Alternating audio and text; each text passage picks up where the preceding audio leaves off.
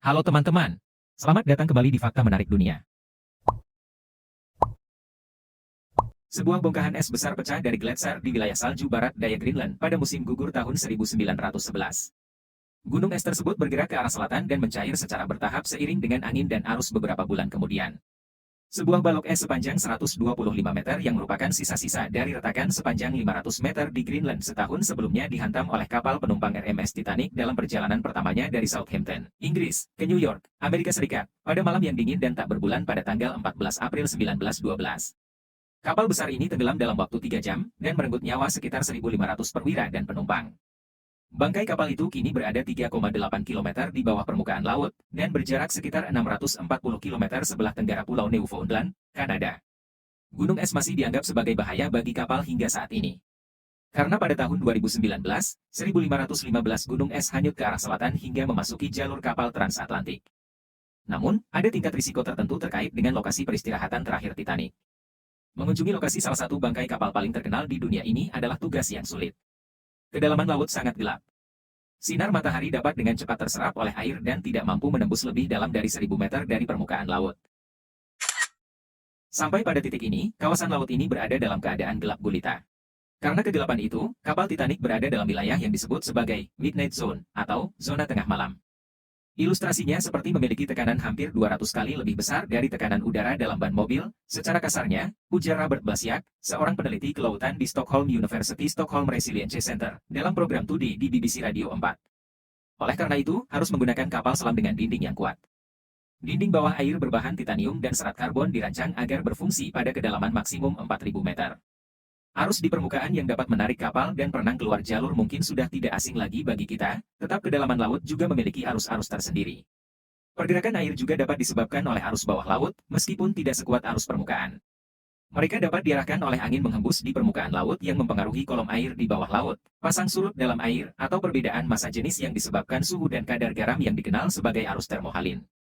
Arus yang kuat dan tidak menentu juga dapat dihasilkan oleh kejadian yang tidak biasa seperti badai lubuk, yang biasanya terhubung dengan pusaran air di permukaan dan dapat menghanyutkan material dari dasar laut.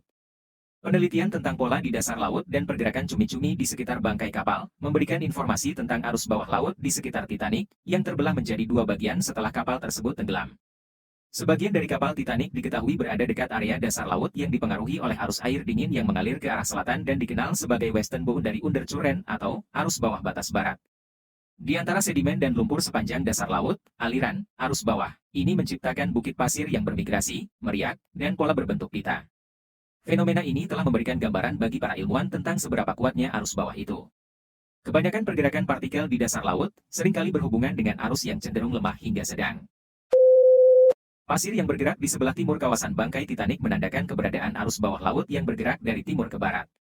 Sementara itu, di sekitar lokasi bangkai kapal, para ilmuwan mengatakan bahwa arus cenderung bergerak dari barat laut ke barat daya, kemungkinan disebabkan oleh potongan-potongan besar bangkai kapal, yang menyebabkan arus berubah arah. Arus tampak mudah bergeser dengan cepat dari timur laut ke barat daya di sekitar selatan haluan kapal. Banyak pengamat memperkirakan bahwa bangkai kapal Titanic pada akhirnya akan tertutup sedimen oleh pergerakan aliran arus ini.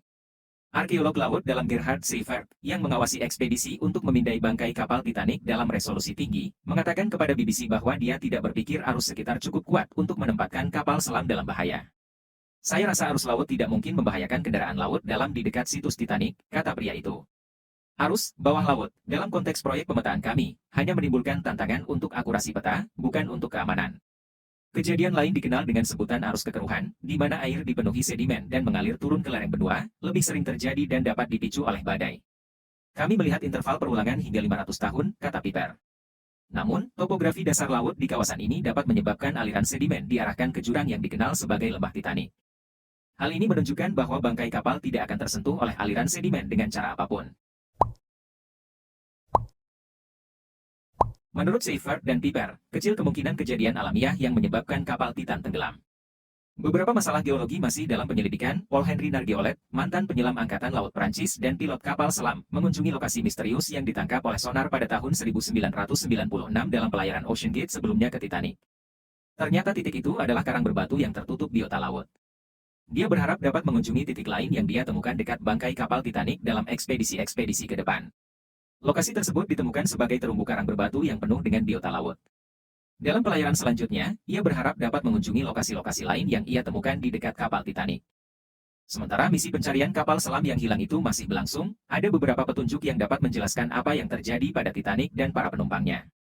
Namun, dalam lingkungan yang penuh tantangan dan tidak ramah pengunjung, tingkat bahaya dari mengunjungi bangkai kapal Titanic di masa sekarang sama besarnya pada tahun 1986.